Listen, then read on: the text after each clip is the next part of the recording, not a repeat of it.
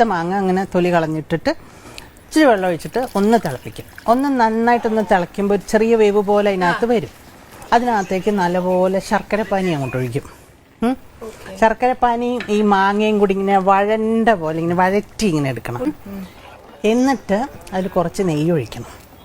അപ്പോൾ ആ നെയ്യിൻ്റെ മണം അതിലോട്ട് അങ്ങോട്ട് പിടിക്കും.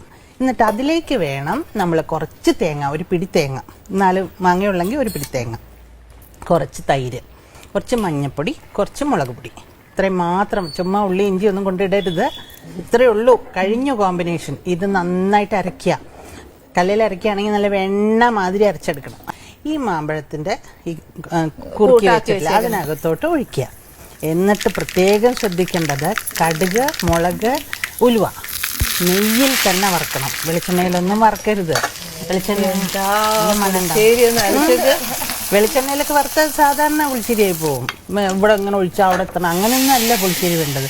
നല്ല കുറുക്കകാളം പോലെ ഇരിക്കണം, കുറുകിയ പോലെ ഇരിക്കും. പാത്രത്തിൽ ഇങ്ങനെ കുറുകിയ പോലെ, എന്നുവെച്ചാൽ കട്ടിക്ക് അങ്ങനെ പുഴുക്ക് പോലെ ആക്കരുത്, ഒത്തിരി ലൂസായിട്ട്.